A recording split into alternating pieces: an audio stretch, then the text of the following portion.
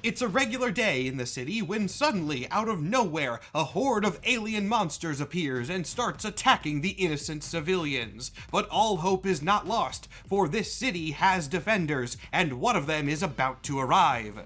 In the nearby shadows, we see the figure of a cool teen, who with a flourish whips out a magical amulet, and in a flash of light, transforms into an armored monochromatic warrior. This warrior then uses an arsenal of weapons that appear from seemingly nowhere to fight off the alien invaders and save the city from destruction.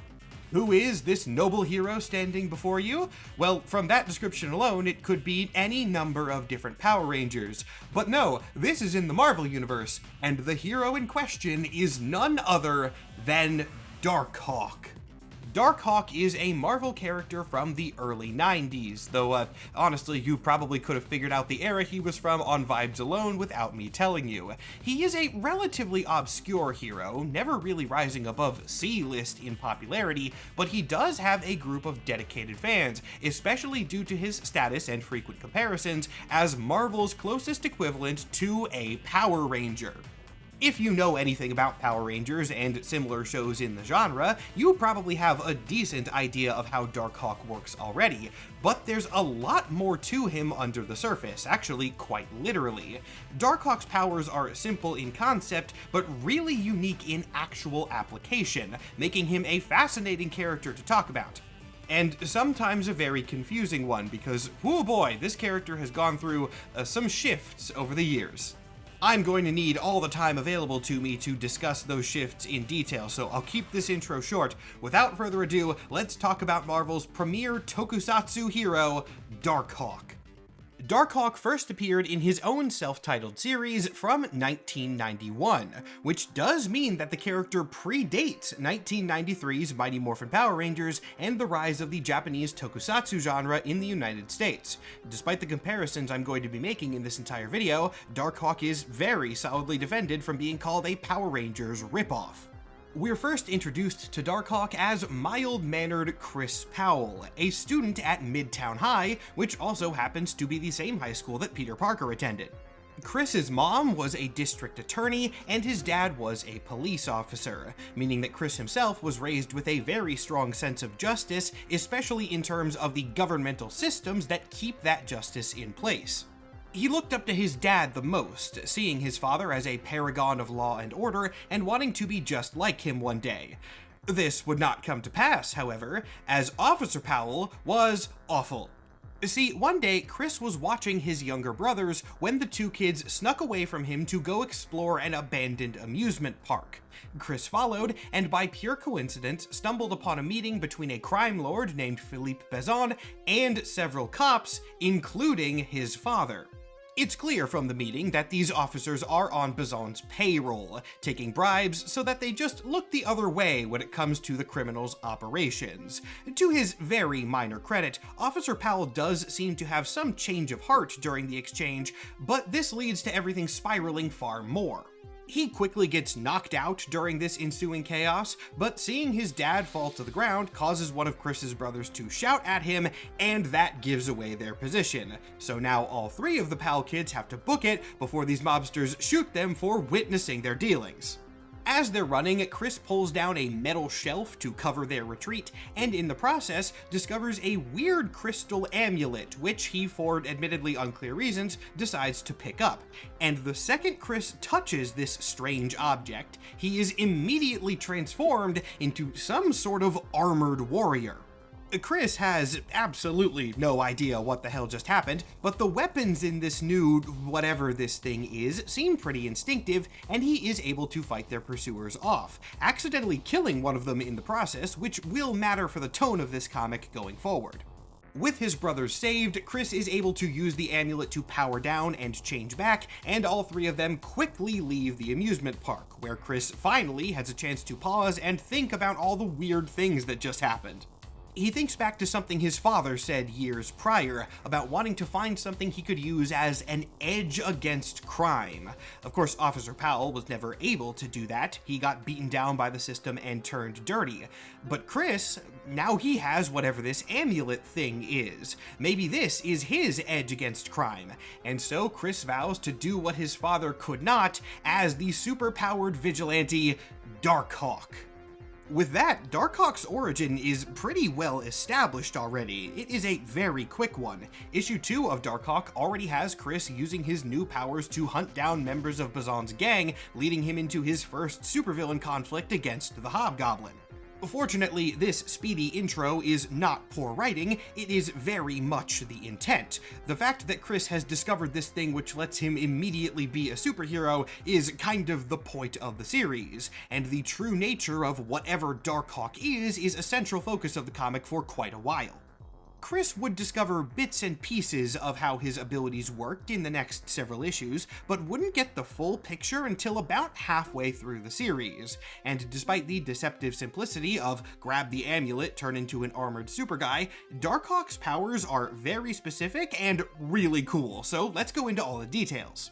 The big twist with the Darkhawk power set is that the technology is not a suit of armor. Chris is not inside Darkhawk. This is a machine through and through. And yet, when Chris touches the amulet, he's also not transforming into Darkhawk, at least not in the traditional sense. What's actually going on here is a much more unique case. Darkhawk, like the actual black metallic superhero figure flying around, is an android, a highly advanced and highly weaponized combat robot that spends most of its time in a sort of stasis pod way out in space. Where exactly the android is located is complicated, we're going to be getting back to that later, but the point is that it is always around, just very far away from Earth. So if Darkhawk is way out in space, what does the amulet do? Well, this item does not contain the robot itself, nor does it physically turn its user into a robotic form. What the amulet actually is a teleportation beacon. Activating the amulet physically switches the locations of the user and the bound android, meaning that Chris's human body is safely contained within the space pod, while the Darkhawk is sent to his place on Earth. However, Chris's mind does not change locations. His consciousness remains, now implanted in the robot, essentially possessing it. For most intents and purposes, this is just a transformation. It looks seamless to everyone around, and even for Chris himself, it feels like he just changed into this thing. But he and Darkhawk are distinctly separate bodies, which allows them to do some neat stuff. The biggest thing that sets these powers apart from other similar ones is the way they deal with healing and injury. Chris and Darkhawk's bodies are not intrinsically linked, and damage does not transfer from one to the other. This means that even if Chris is hurt, he can transform into Darkhawk at full fighting capacity, and if the Darkhawk android is damaged, Chris can transform back, and while the robot is in the space pod, it will slowly be automatically repaired. This is the point in the video where hopefully the Power Rangers comparisons are starting to become clear. Darkhawk does not work exactly like a Ranger, but the general vibe of his transformation, especially with elements like the cooldown period where the robot has to repair before he can change again, you can tell why people started associating the two. And remember, Darkhawk debuted in 1991, 2 years before Power Rangers, so he wasn't inspired by them. Power Rangers and similar toku shows hadn't really made their way over to the States yet, meaning that this and Power Rangers just arose coincidentally, probably due to similar tastes in the early 90s, which I do find very fun. This is getting a little bit ahead in the chronology, but might as well cover all of Darkhawk's powers in one section for simplicity. As years went on and American audiences proved to really like Power Rangers and that genre as a whole, Darkhawk would lean even more into it and his powers would get upgraded. They would keep the original concept pretty strongly, the writers just kind of made it more so. The original Darkhawk body came equipped with your pretty standard kit for a tech-based hero. He was strong, he was fast, he was durable, he could fly, shoot energy blasts, and make energy shields, plus he would have various gadgets as the need arose, grappling hooks and things like that. But he would just kind of get more and more things added to this list, eventually resulting in him having a full arsenal. The lore reason for this is that the Darkhawk android is modular, and the amulet is not connected just to this one robot, but that robot and all of its cool accessories. Darkhawk in more recent books has different configurations. He has ones that are designed for speed, ones that are designed for combat, ones that seem to be designed for just packing as many guns onto one dude as possible, you name it.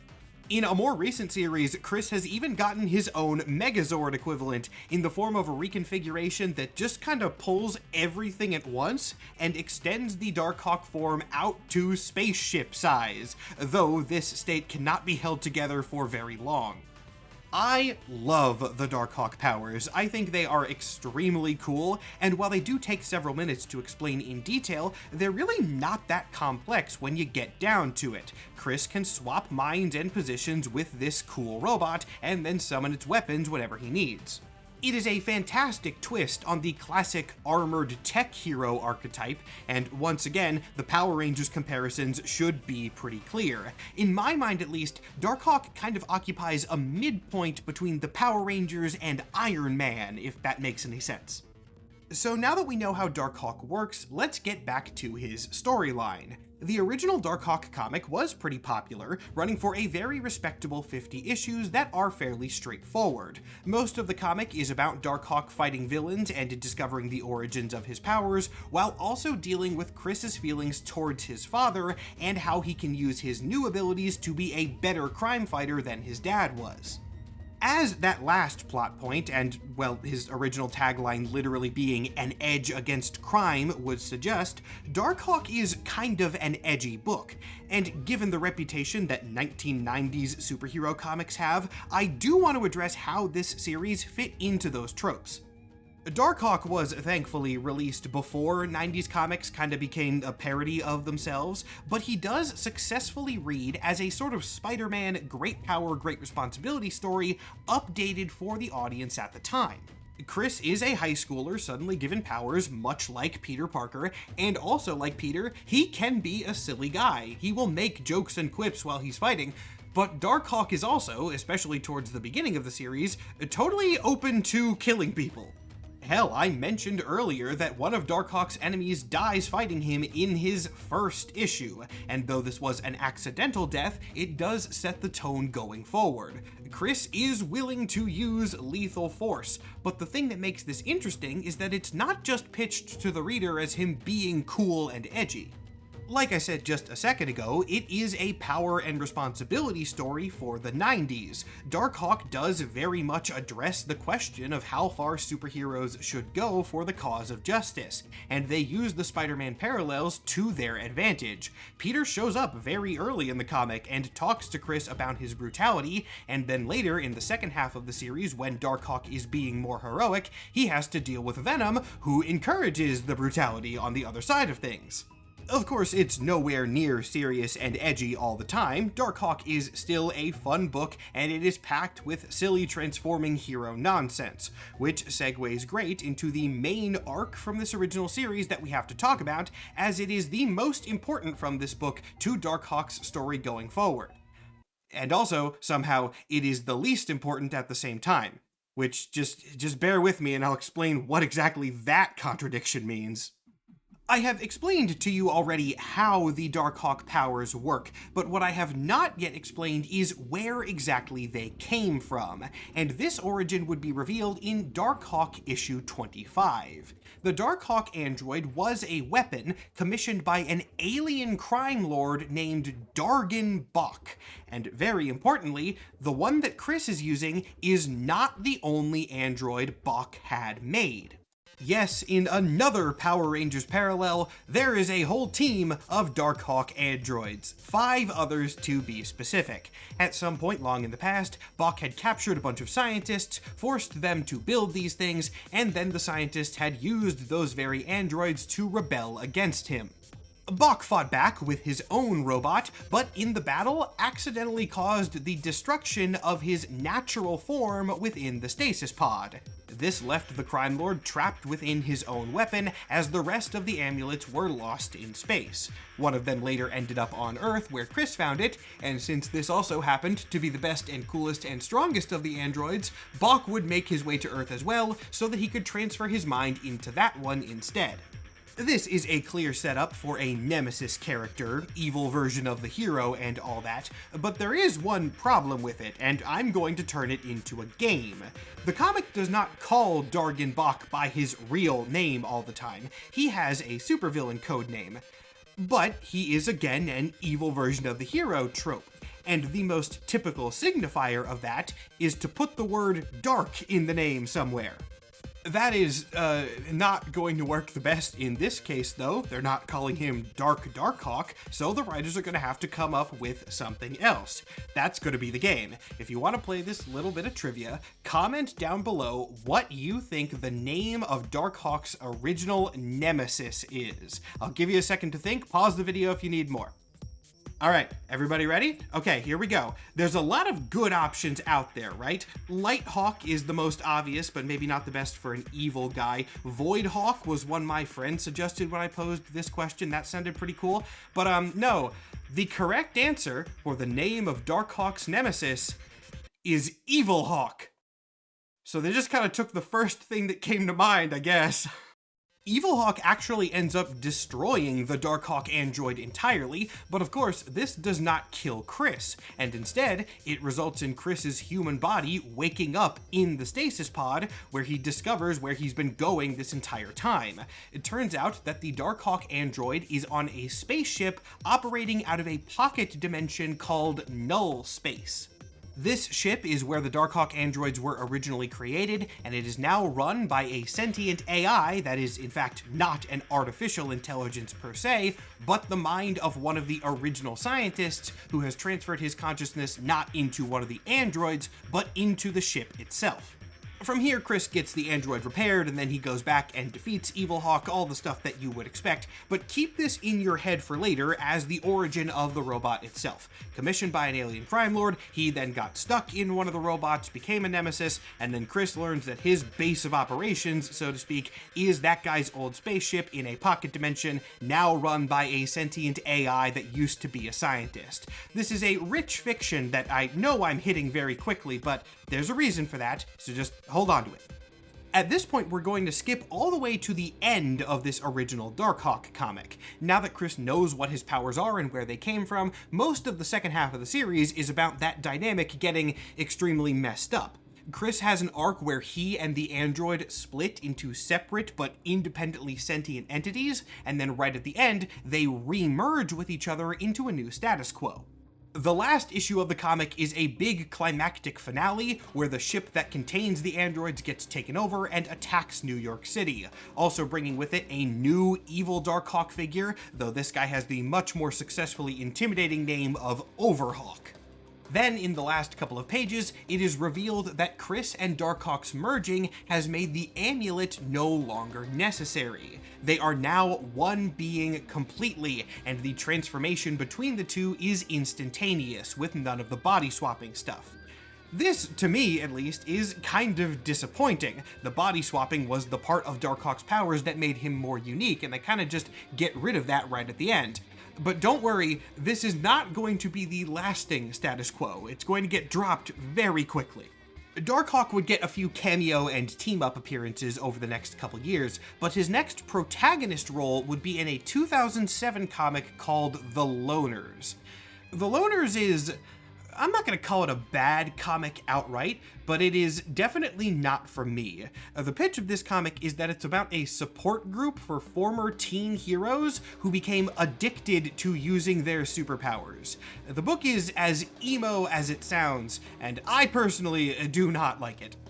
The Loners is not an incredibly major series. It was a mini and only ran for 6 issues. The only reason I bring it up at all is that it does just kind of ignore the status quo shift that Chris had at the end of his first comic. In The Loners, he needs the amulet to transform again, and the Darkhawk robot is treated as a separate body, which I do think is fine. No reason is given for this undoing of the last change, but since I prefer the original status quo for Chris, I'm not going to argue with it. It is going to be the beginning of a really interesting pattern, though. See, Darkhawk's history is filled with retcons. This is nothing new to me or this channel. The video that I did on Ghost Rider is an hour and 40 minutes of me trying to piece out retcons, with the conclusion being that I have absolutely no idea what's going on. But Darkhawk's retcons stand out from the rest because they're very weird and, quite frankly, hilarious for a variety of reasons. The next and biggest retcon to Darkhawk's history comes during the space-centered War of Kings event. Darkhawk's parts of this crossover show him a little bit older, now working as superpowered security for an operation called Project Pegasus. And then, another Darkhawk android crashes in his backyard and throws everything we know about the origin of his abilities directly into the garbage. Brace yourselves, because I'm about to bombard you with a lot of information in a pretty short period of time, but that's kind of just how describing this comic has got to go. This other Darkhawk is named Talon, and he reveals to Chris that the Darkhawk androids were actually forged eons ago. There are way more than 6 of them out there, and they are the chosen weapons of a group of spacefaring warriors called the Fraternity of Raptors. The Raptors began as a sort of Black Ops faction, serving the interests of an empire of bird-like aliens known as the Shi'ar. However, over the centuries, their original intent became warped and twisted, and in the present day, the Fraternity of Raptors is a group of fanatical zealots, traveling the galaxy and causing chaos in the name of some complex scheme that they call the Great Purpose. Why did they become fanatical, you might be wondering? Well, it's largely because, tiny little reveal here, the Darkhawk androids are sentient and always has been. Talon is not the name of a guy who is piloting the weapon around. Talon is the robot, and he has come to Earth not to recruit Chris into the fraternity, but to reactivate the dormant sentience of Chris's Darkhawk android, which he does, revealing that the name of this specific robot is Razor. So now Talon and Razor, who are both super evil by the way, are going on a rampage throughout the galaxy. But we've seen something kind of like this before. This is not the first time that Chris has lost control of the android, and the last time he just woke up in the stasis pod on his ship. That's fine, right? And that is kind of what happens here. Chris's human body does wake up, but he wakes up here in a space tree. Part 2 of this huge retcon, the robot is not held within a spaceship anymore. It is, and apparently always has, been held in this thing called the Tree of Shadows. It is still contained within a pocket dimension, but that is basically the only similarity to the original Darkhawk story. This Tree of Shadows is where all the Raptors go, and as you can see from this image, there are a ton of them. So the Darkhawks come from a space tree. Sure, whatever, we'll go into more about that in just a minute, but what about the old origin? What about Evohawk and his little criminal gang and all of that stuff? If they're going to change the history of the Darkhawks so radically, how are they going to explain away the original series? And that, my friends, is the laziest retcon I've ever seen in my life. The entire classic explanation, the one with Dargan Bach where he commissioned the weapons and then got stuck in one and came to Earth, Chris dreamed that was all just something that Chris made up. I am dead serious. That is the real explanation. There is a little bit more detail in the pages of this War of Kings comic, but it's not going to help this nonsense make any more sense. What this book establishes is that the Darkhawk androids were not made for humans or human minds. They can work well enough with human biology, but not perfectly, and that caused some issues. The androids are connected to a sort of collective information stream called the Data Song, which allowed all the fraternity of Raptors to synchronize their information and have some predictive elements as to where they needed to go next to continue their great purpose. And when the Data Song got beamed into Chris's mind when he first entered the Tree of Shadows, it overloaded his brain, and so his human mind concocted a story that he could understand. And that's what Evilhawk is. Quoting the book, "It was a flow of information so fast and complex you were cracking up, so you invented the origin story of Darkhawk and intergalactic gangsters because your mind could understand a story like that." Chris protests, understandably, saying, "No, that was all real. Darkhawk," and then he gets cut off by Talon saying, "It was all in your head. That was you, Chris. It was another configuration of the armor that took over and ran amok every time you lost control." So Evilhawk, canonically, was just another one of Chris's Darkhawk configurations that he was subconsciously activating to be his nemesis because his mind thought that made more sense than what was actually going on. I'm going to be positive right at the start here. I actually do like this at a base conceptual level. This weirdly does mesh well thematically with the original Darkhawk comics, if nothing else. Chris did really want to be a hero, but was also very traumatized when it came to the concept of justice because of the whole thing with his father. So when he got powers and all of these different configurations, his mind subconsciously interfaced with the controls and basically created a nemesis to fight so that he could fulfill that hero role he wanted for himself. I don't hate that. That actually could be an interesting story if it was the story that the original book was telling, but it absolutely isn't even a little bit. If you read the original Darkhawk series, Darkhawk and Evilhawk were absolutely meant to be a real dude beyond a shadow of a doubt, so dismissing it all as a hallucination, no, absolutely not. That is nonsensical, and it's made even worse by the existence of the original ship. Remember I kind of told you to keep that in your mind? This is why. In this new canon, that original ship doesn't exist at all. Chris was always going to the Tree of Shadows, but since that was difficult for his human mind to comprehend, it instead made up this whole hallucination, and he perceived himself as being in this ship instead. Except A, in the original comic, other people also go with him to that ship, and maybe more importantly, in the last issue, that ship comes to Earth. There's a big fight above New York City. Other heroes are involved in this. That ship is absolutely a real thing. I'm sure you have a lot of questions. I don't have any more answers for you about this. This one scene is the only bit of explanation for this wild shift that we ever get, which is why I call it the laziest retcon that I've ever seen. They just wave their hands and say, "Oh yeah, the old stuff, he made it all up. We're doing the Tree of Shadows now, just worry about that." I am happy to say that if nothing else, this new status quo will get developed and improved a little bit in following comics. And don't worry, once we get to that point, I will give you a nice little recap of what the current state of Darkhawk is, because oh boy, we're going to need it. But for now, we gotta continue with this War of Kings storyline, which we're not even really halfway through yet. To summarize it quickly, while Chris is not in control of the Darkhawk android, which remember is independently sentient, his Darkhawk assassinates the Shi'ar Empress, who did not align with the ancient purpose of the Fraternity of Raptors. This escalates a growing interstellar war, and sets the Fraternity of Raptors up as an enemy to the Nova Corps for a bit. This arc is not particularly long, and it does make enough sense. The Nova Corps being an intergalactic peacekeeping agency, it does track that they would fight a sort of rogue Black Ops organization. The Fraternity of Raptors is not a huge group, their numbers have dwindled drastically, so it's really just a few guys, and they are pretty soundly defeated, though Darkhawk's status at the end of it is strange. Chris is able to deactivate the evil Razor personality of Darkhawk and reclaim control over the android, essentially restoring him to his original power set. But the last time we see him in this Nova arc, he has taken a big laser blast from an evil guy from another dimension, and this has evidently fused his transformation amulet directly to his chest.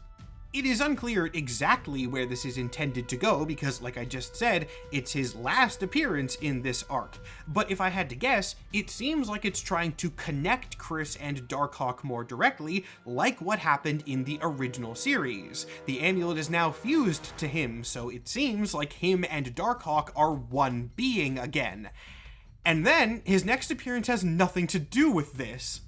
After being a space character with his entire origin story rewritten to fit that vibe and sphere of the Marvel Universe, his next appearance is as one of the main characters in Avengers Arena, which is an Earth-based comic that's basically Marvel Hunger Games. How exactly Chris got back to Earth for this to happen is never explained, and even weirder, it seems like the amulet is no longer fused to him. It is on his chest, but it gets removed from him a few issues in, and it looks in that scene like he's wearing it as a necklace. Plus, even if he wasn't and it was fused to him, it's been ripped off and it's not going to get fused to him again. It's just an amulet from this point on. What this means is that if I had a nickel for every time Chris and Darkhawk were fused into one being, and then that status quo was just unceremoniously undone by a superhero comic largely about teen angst, I would have 2 nickels for that extremely specific situation, because this is exactly what happened in the original series going into the Loners. 2 times Chris has been fused with his robot form, and then in his next appearance he's just not anymore, and they never really address it. Remember how I said there was a pattern to how his retcons were gonna go? You might start to see it emerging. Darkhawk's next appearance after Avengers Arena would change everything again. This was in a one-shot comic called Darkhawk 51. I know the numbering is a little bit confusing. It was called Darkhawk 51 as a nod to the original series, which had 50 issues. So this was like a one-shot continuing that, and thus they numbered it in line. This one-shot takes place years after Avengers Arena. Chris is an adult now, and he has followed in his father's footsteps and become a police officer. Why did he downgrade from superhero to cop, you might be wondering? Well, it's because apparently, since Avengers Arena, the Darkhawk amulet has not worked. This arc and the subsequent Darkhawk miniseries that would happen a year later are the comics that finally fix the weird Tree of Shadows Fraternity of Raptors origin story, as I promised about 10 minutes ago. So now I'm going to take that origin story, which is the most recent, and sort of reconcile it with everything that I've already said. We're not done with retcons, not exactly at least, but at this point I can present you the canon history of the Darkhawk amulet, more or less as it currently stands. We begin with the origin of the Tree of Shadows. Finally, the previous comic just kind of dropped this weird thing and never explained it, so thank God I get to do that now. It's actually connected to some pretty interesting cosmic things that I've talked about on this channel before. The Tree of Shadows is an experimental piece of cosmic magic, planted in the pocket dimension of null space by the Elder of the Universe known as the Gardener. The Gardener planted this tree in the empty void of null space out of pure curiosity. The comic explicitly states that he only put it there because he was curious if anything could grow in this empty reality, and then he forgot about it because he was doing other things, and thus this piece of incredible cosmic magic was just left to grow unattended until it was eventually discovered by warring alien races. These races were the Shi'ar and the Skrulls, primitive versions of them as this was a very long time ago, but still the groups that would evolve into the present day ones. Once these races learned exactly what the tree could do, they got into a massive conflict about it that the Shi'ar eventually won. This conflict, though, would be the thing that shaped the exact purpose of the tree going forward, as the power of the Tree of Shadows is connected to the desires of those around them. And during the war that was going on, the desire of the nearby Shi'ar was to defeat their enemies. Thus, the sort of fruit of the Tree of Shadows became warriors, killing machines that would join the fight on the side of the Shi'ar. And these, shaped by the Shi'ar's own bird-like forms, became the first raptors. These raptors eliminated opposition with devastating effectiveness, and since they were so good at killing, the Shi'ar kept using them, enhancing the form of the raptors over thousands of years with their alien sci-fi technology, which is why they look more mechanical as they do today. This is how the Fraternity of Raptors became a Shi'ar Black Ops organization. I don't believe this is ever explicitly stated, but it's definitely implied that the reason they were modified into these brain-swapping android suits was basically so that Shi'ar warriors could control them directly, since they were originally sort of mindless killing machines. However, the fact that they are magical mindless killing machines is what drove them to eventual fanaticism. The Raptors just sort of kept doing what they were originally intended for. This is described as serving the long-term interests of the Shi'ar Empire, but in practice, it is kill everything that could possibly be a threat to the Shi'ar Empire. Over thousands of years, the culture of the Empire evolved, but the Raptors are weird magic battlesuits shaped by the culture of the ancient Empire, so they pretty much stayed the same, and now are enemies to essentially everybody in the name of a Shi'ar Empire that no longer exists in the same form. Now, I will admit, that is what I think the story of the Raptors is. The actual great purpose that the Fraternity of Raptors follows is pretty ill-defined, so I am reading between the lines there, but I think that is at least close enough to what is going on, and I can simplify it further. The good news about this is that you don't really need to understand the history of the Fraternity of Raptors to process any Darkhawk comics. It's kind of just a tangential background to what's going on, and all you really need to know is, well, I'll simplify this with another comparison. Imagine if when the Power Rangers morphed, some of their morphed forms were independently alive and also evil. That's what Darkhawk is now. That is actually pretty cool. I do like that a lot, even if we had to take a weird, twisty, roundabout path to get there. But unfortunately, this new status quo for Darkhawk is also going to change other things about the status quo yet again. At this point, I need to call back to about 5 minutes ago, because I had to go on a long and complicated tangent, which is how a lot of Darkhawk comic books actually start. But if you'll remember 5 minutes ago, I said that Chris's Darkhawk amulet wasn't working, and he had just become a regular human cop in the meantime. The reason that the amulet had deactivated was because of Fraternity of Raptors stuff.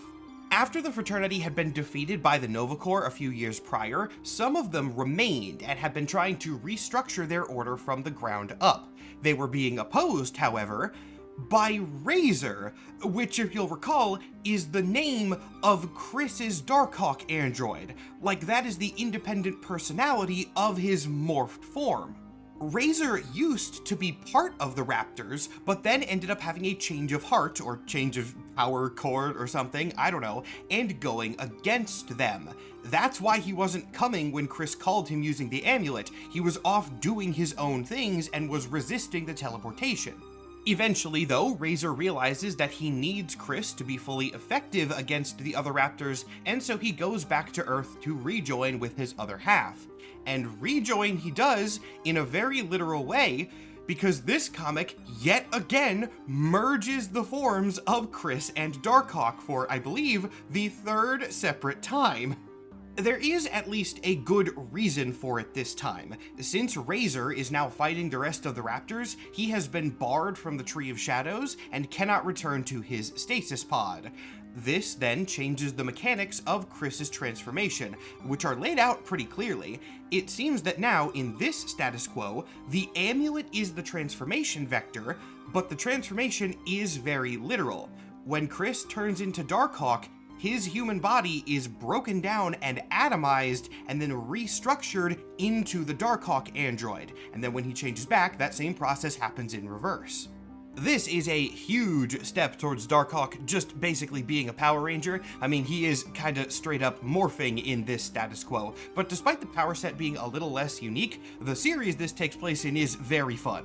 The Infinity Countdown Darkhawk comic works because it is extremely self-aware of what it is. It is silly, awesome, 90s Power Rangers inspired nonsense, and it wears that fact proudly. This is the book that gives Darkhawk the Megazord form I mentioned a while ago, and the reason that he needs that is that the Fraternity of Raptors are trying to summon an ancient god. The fraternity is attempting to resurrect a centuries-old Shi'ar deity named Rathacon, and the way that they are doing that is that they have kidnapped Robbie Ryder, who is Richard Ryder Nova's younger brother, and then brainwashed him into being their chosen savior, under which he goes by the name Talanar. And then, through a series of magical sacrifices, they empower the brainwashed Talanar into being a minor deity in his own right, their new strongest warrior named Darkhawk. And then the reason that Chris becomes a Megazord is that he has to have a big space punch battle with Darkhawk. It's awesome. That is the only way that I can describe it. This book is awesome. Stupid, but awesome. It really isn't a surprise that I love this comic though, because it does kind of feel like it was written specifically for me. Over the course of the series, Chris teams up with both Death's Head and Sleepwalker. And if you've been on my channel for a while, you know I had the biggest, dumbest grin on my face the entire time. It just took a bunch of my favorite 90s Blorbos and threw them together. That comic released in 2018, and it is the most recent time that Chris has been the protagonist of his own series. However, the video is not quite done yet, because even though that was 8 years ago, there's been a lot more Darkhawk confusion in the meantime. Where we left Chris off, he did a big Power Rangers fight with the fraternity, and then went off to have more space adventures, still merged directly with Razor as the Darkhawk android. But what happens every single time Darkhawk gets merged into one dude? What is the consistent follow-up to that? It gets undone randomly. This one though, this one is even stranger. When I read the comic this next plot point appears in, I had to take a second to just process what was going on. So bear with me. It's not complicated, it's just, well, you'll get why it shocked me for a second. Chris appears next in a 2019 Guardians of the Galaxy annual comic. He's not a major character, he just has a little B story where he falls into this weird dimensional rift, and the strange properties of it alter his connection to the Darkhawk again in two ways. First off, the Darkhawk suit in this new status is armor. Like, it is actually a suit of armor around him. We can see Chris's body inside the suit. That's never happened before. And the weirder element, the one that made me pause, is that it also made him time travel and turned Chris into a kid. So now he's a kid inside the Darkhawk armor. This is not really explained. The reveal of him taking off the helmet to see his kid face is the end of the issue. You get why I kind of had to just take a second and think about where on earth they were going with this, and the answer turned out to be basically nothing. Chris's next appearance is in some Guardians of the Galaxy comics, but he's just being mind-controlled by some villains along with a bunch of other space heroes. He doesn't really take the suit off, he's just in a lineup of other hypnotized characters, and when we next see Chris outside of the Darkhawk armor or robot or whatever, once again, he has been reverted back to his normal status quo with no explanation. He is an adult man, and his connection to the Darkhawk suit seems to be what it was previously. This just keeps happening. I'll be very upfront, that and then the next couple minutes of this video are going to be frustrating. They're frustrating for me to try and piece together and present, so I'm sure they're going to be decently frustrating to hear, but I'm just going to do my best, so sorry. The comic in which we see Chris just back to his normal age and status again is a one-shot anniversary issue 30 years after the first Darkhawk comic called Darkhawk Part of the Hawk. This was a little mini anthology. There were a couple stories in the one book, and the last one is basically an MCU credit scene. It's just a couple pages long, and it doesn't explain everything that's going on. It is clearly a teaser setting up for another Darkhawk project in the future. Chris is out in space on a ship that looks kind of like the original Darkhawk ship from the 90s, but that might just be coincidence. He is musing on some sort of great catastrophe that's about to happen, and this catastrophe is evidently serious because behind the ship is this. We don't know what this is, but it does look dangerous.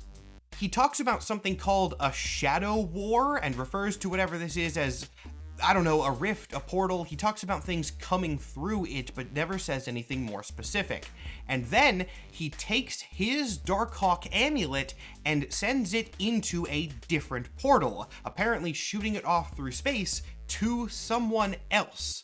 It is the foundation for a Darkhawk Legacy character. Chris is saying, I've done my time as Darkhawk, I've had all these adventures, but now I'm doing something with this Shadow War, so I have to pass on my legacy to the next generation.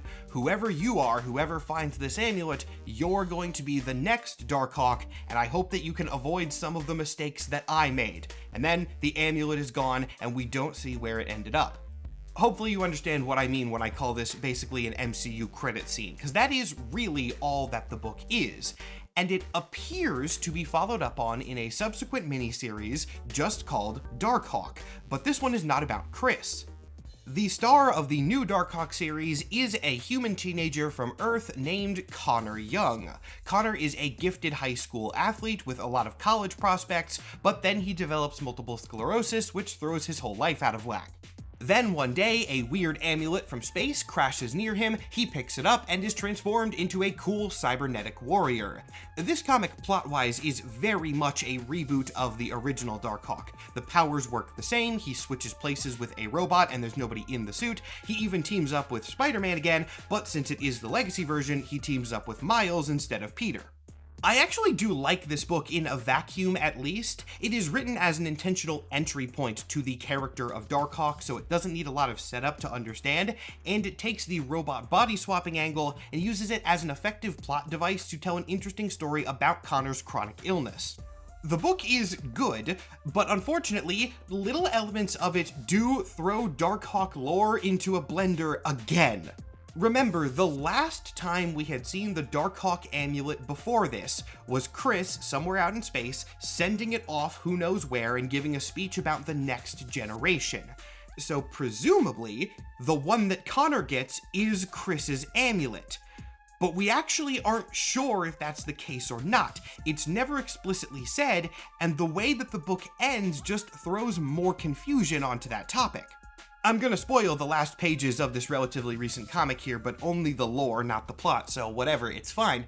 The last pages of the Connor Young Darkhawk series show Connor's android in the space pod where it's supposed to be. However, it is getting watched over by what seems to be the original Darkhawk android. Connor Darkhawk always had a slightly different design, but it was the thing that I think most people just wrote off as a new look for the Legacy character without a lot of lore behind it. This is a Power Rangers Tokusatsu thing after all, they can get armor upgrades, they don't need a justification for that. Both Connor's and the original being shown in the same scene at the same time confirm that Connor's amulet is not the one that Chris used. We don't exactly know what amulet Connor was using, but it was evidently a completely separate one. Now this alone is fine, I actually think this could be a cool twist. Everyone assumed that Connor was using the one Chris sent into space, but no, he has something else, and now if Chris's android is back, maybe they're going to be doing a team up with the original Darkhawk and the new one. That's great. But this classic Darkhawk might not be Chris, and in fact, I would hazard a guess that it isn't. We never see him power down, he's only in this one scene, and by definition, anyone who is using the same Darkhawk amulet will always look the same. Since it's a full swap and not a suit up, who cares what the person who used the amulet looks like, they're always going to end up in the same android. We don't know who is using the original Darkhawk here, and what I think this was supposed to imply is that the entire Connor Young story was a fake out. He did not get Chris's amulet, that amulet went to someone else, and now whoever has that original amulet is about to enter the picture. Once again, this is yet another point that could be cool. Except then the Connor Young Darkhawk series ended, we have not seen him since, and this plotline has gone nowhere. Yeah, the Connor Young Darkhawk storyline was not very popular, and I don't think the book sold very well, though I don't really know why. It came from a creative team that had a lot of background in the genre. The writer, Kyle Higgins, wrote the official Power Rangers comics for many years. It just wasn't a hit though, so Marvel did not continue it. Kyle Higgins, for his part, was undeterred. He went on to focus more on his indie project, Radiant Black, which is great, and also just in the same genre, but for older audiences. To paraphrase Futurama, he left Darkhawk and then basically went on to make Darkhawk, but with blackjack and hookers. So if the Connor Young Darkhawk story got dropped, where is Darkhawk now? Has everything about this character been dropped? Well, the answer to that is no. There is one more Darkhawk thing, and thank God it does let me end this video on a more optimistic note. The most recent appearance of Darkhawk was in a one-shot called Imperial Guardians, part of the space-focused Imperial event that just recently ended. This Darkhawk is Chris Powell again. He has been returned to his Darkhawk state. How? We don't entirely know, but he did get the amulet back. And more importantly, the amulet functions once again with the original 90s logic. He refers to it as a biolocation thing and also does explicitly say that he is not within the robot body when he transforms. This one-shot is also not entirely isolated, and was set up for a spin-off series from the Imperial event, an entire comic called Imperial Guardians, and Darkhawk is going to be on the main roster of this book. Where this book is going to go, I don't know yet. It actually hasn't released. The first issue starts this March, so pretty shortly after this video. All I can say about Darkhawk for now is that he has been returned to status quo once again, and apparently that is going to be going somewhere. We are going to be getting more comics in the coming months, with Chris as Darkhawk in his original status, going and having cool space adventures. Oh, also, if you're wondering what happened to the Fraternity of Raptors, all of them died in a Wolverine book. That was weird. They really just kind of threw them in the dumpster, but oh well, Chris is getting stuff, and he was always the cooler part of this. So now we're done with the lore. I promised it was going to be a roller coaster, and a roller coaster it has been. But we can take a second, relax, and look back in hindsight at Darkhawk through the years. And I really am excited to do this because there is something very unique about him. Have I seen comic book characters that have been retconned more often than Darkhawk? Yes, I have. There are characters that get changed more frequently. And have I seen characters that have been retconned more severely than Darkhawk? Also, yes. This is a smaller number, but there are characters with more drastic shifts. What I have never seen, not in all my years and all my thousands of comics read, is a character have retcons bounce right off of him as much as happens to Darkhawk. This man is the most retcon resilient guy I've ever read. Chris gets fused with the android. No, that doesn't really work. Put him back. Chris gets fused with the android again. No, still not doing it for me. Put him back. Chris gets fused with the android a third time, and still no, that also doesn't work, and he goes back yet another time. Chris gets a legacy character in Connor Young, but he doesn't really catch on, and so Chris comes back. Chris gets a new villain group in the Fraternity of Raptors. They do stick around for a couple of years, but then are unceremoniously killed off, and his status goes back. Chris gets aged down into a kid very randomly for like a couple of issues, and then they just act like that never happened, but technically he went back. It is truly wild how often this sort of thing has happened to Darkhawk. And do I think it means the character is bad? No, actually kind of the opposite. I think that when it comes to Darkhawk, Marvel seems to have gotten it in one. The classic concept for Darkhawk, where he uses an amulet to switch places with a robotic super warrior, is awesome and it works. The first draft is the best one that they've had. There's this odd idea that seems to have arisen at Marvel multiple times in multiple places that Darkhawk needs to be fundamentally reinvented at a base level. But no, everyone kind of just likes the original one. You guys can keep doing more of that. You did good. Just keep giving us that Darkhawk, please. Now, to be very clear, I am not saying that every Darkhawk appearance past the 90s is bad. Nowhere near it. There are a lot of more recent Darkhawk stories that I think are very fun, and I do also think that there are lore elements and expansions to the character that need to stick around. The reconfiguration element, where he can summon different gadgets and forms, that's great. That was introduced in a later book, but we should keep that for sure.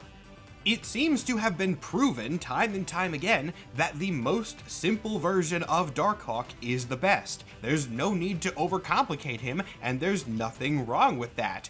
I love Darkhawk. Even with all the complicated nonsense I had to wade through to get this history put together, I still think the character is very cool, and I'm willing to bet that a lot of you watching this video who hadn't heard of him before now think that he is cool as well.